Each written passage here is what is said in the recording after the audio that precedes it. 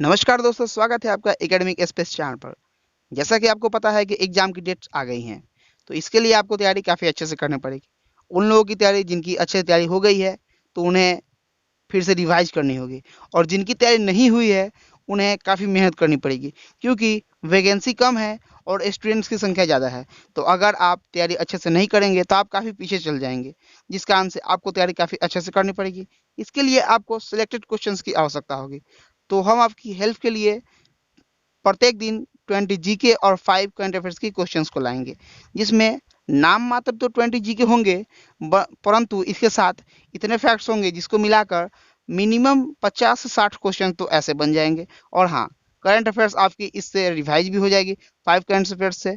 तो आप तैयारी काफ़ी बेहतरीन तरीके से कर सकते हैं। तो चलिए बने रहिए हमारे साथ, चलते हैं क्वेश्चंस की ओर। गैंग किसे कहते हैं? पृथ्वी से उत्पादित खनिज अयस्कों में अशुद्धियों को, या ये एक प्रकार का खनिज है, या एक प्रकार की वनस्पति, या एक प्रकार की प्राणी। तो गैंग पृथ्वी से जो भी खनिज उत्पादित होते हैं, उनके अयस्कों में जो अशुद्धियां पाई थी उसे गैंग कहा जाता है।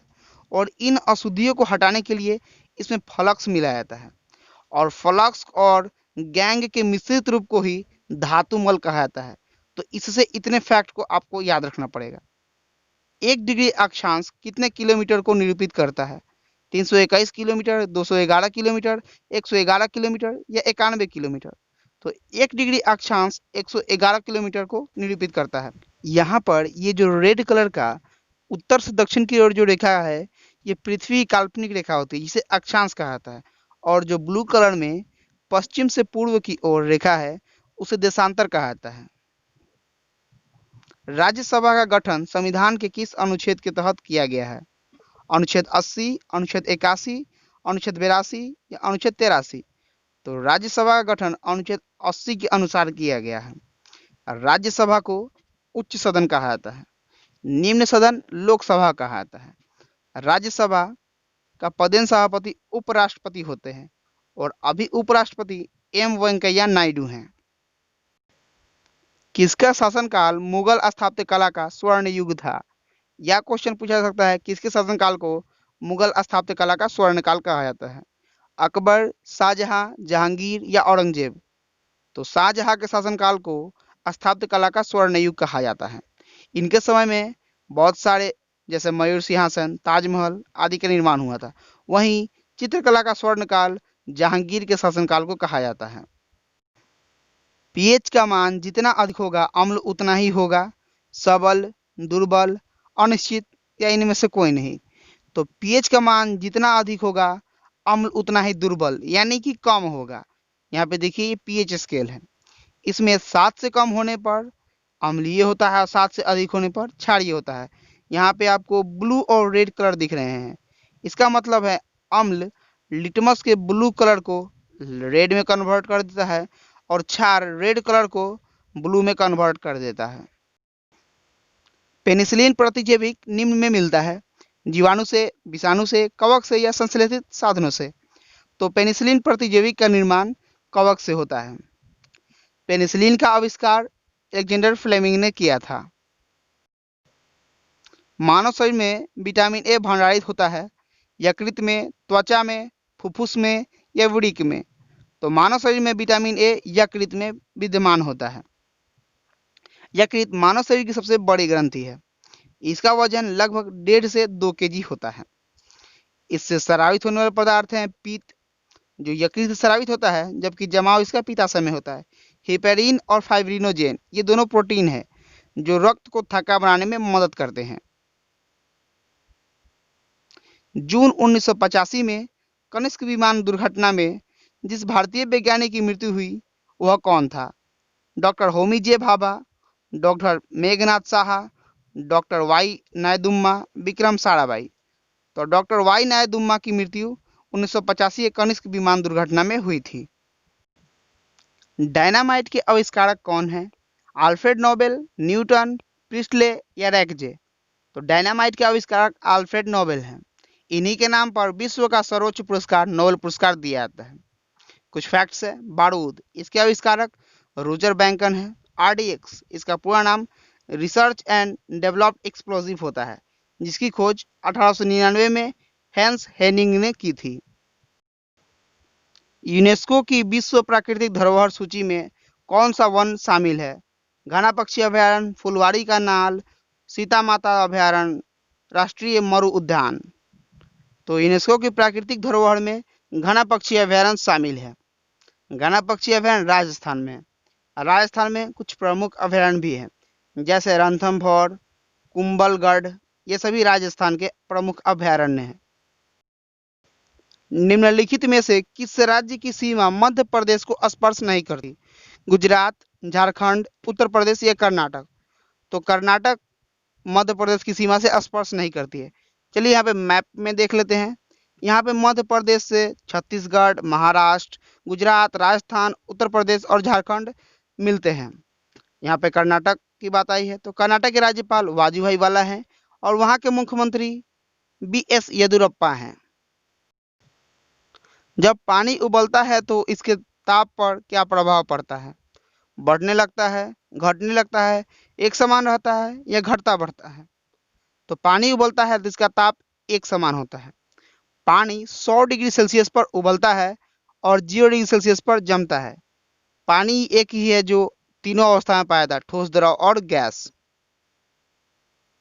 जैन और बौद्ध धर्मों में ऐसा कौन सा सिद्धांत है जिस पर दोनों धर्मों में असहमति है? कठोर तपस्या, नैतिकता पर बल, शुद्ध आचरण पर बल, जाति भेद का खंडन। तो कठोर तपस्या पर जैन और बौद्ध धर्म दोनों असहमति प्रस्तुत करते हैं।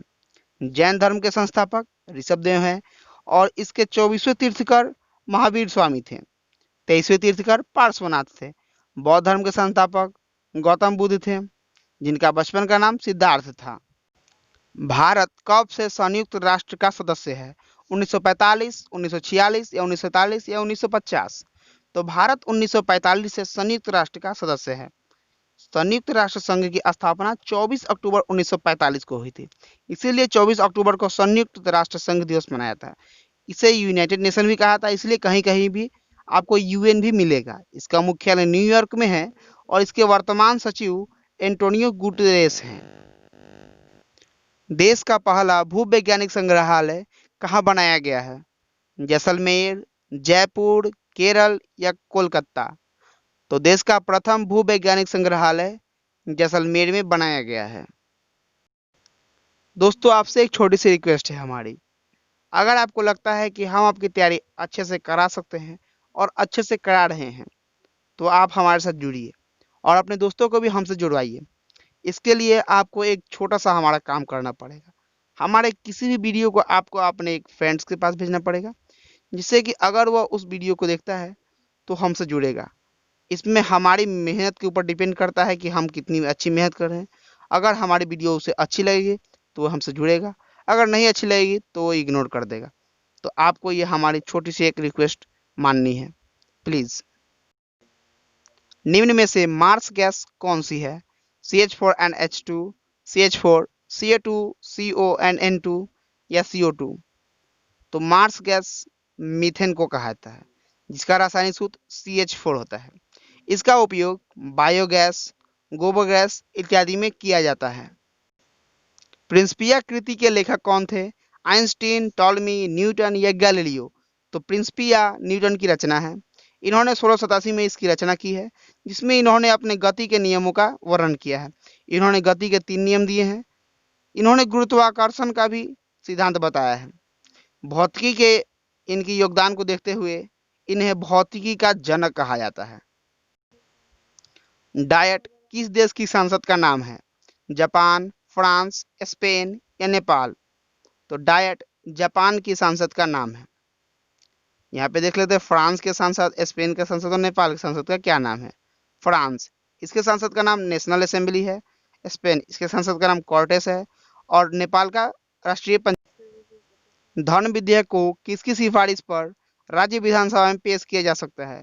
वित्त मंत्री, राज्यपाल, मुख्यमंत्री, विधानसभा अध्यक्ष? तो बात यहाँ पर राज्य की हो रही है, इसलिए राज्यपाल के सिफारिश पर इसे विधानसभा में पेश किया जा सकता है। धन विधेयक को अनुच्छेद 110 के अंतर्गत रखा गया है। यह केवल लोकसभा में ही पेश किया जाता है। निम्न में से कौन सी उपधातु है? आर्सेनिक, मरकरी, आयरन या ऑक्सीजन। तो आर्सेनिक एक उपधातु है। उपधातु उन्हें कहते हैं जिनमें अधातु और धातु दोनों के गुण मिश्रित होते हैं। मुरली रामकृष्णन को किस बैंक का एमडी और सीईओ नियुक्त किया गया है? RBL bank, south Indian bank, Nainital bank या कर्नाटक बैंक। तो मुरली रामकृष्णन को साउथ इंडियन बैंक का एमडी और सीईओ नियुक्त किया गया है।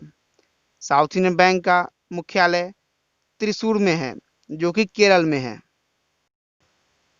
भारत के पूर्व राष्ट्रपति प्रणब मुखर्जी के निधन पर किस पड़ोसी देश में एक दिन का राष्ट्रीय शोक मनाया गया? श्रीलंका, भूटान, म्यांमार या बांग्लादेश। तो बांग्लादेश में 2 सितंबर को एक दिन का राष्ट्रीय शोक मनाया गया। इनकी निधन 31 दिसंबर को हुई थी। इन्हें 2019 में भारत रत्न से भी सम्मानित किया गया था। ये भारत के 13वें राष्ट्रपति थे। भारत और किस देश की नौसेना के बीच द्विपक्षीय नौसैनिक अभ्यास इंद्र नेवी 2020 का आयोजन किया गया? जापान, रूस, अमेरिका या ब्राजील। तो यह अभ्यास भारत और रूस के बीच होगा। यह अभ्यास बंगाल की खाड़ी में 4 से 5 सितंबर को आयोजित किया जाएगा। रक्षा मंत्री राजनाथ सिंह 3 से 5 सितंबर तक किस देश की आधिकारिक यात्रा पर थे? रूस, जापान, अमेरिका या इजराइल। तो राजनाथ सिंह 3 से 5 सितंबर तक रूस की यात्रा पर थे। वहां संघाई देशों के संगठन में रक्षा मंत्रियों की बैठक में उन्होंने हिस्सा लिया था, जो मॉस्को में हुई थी।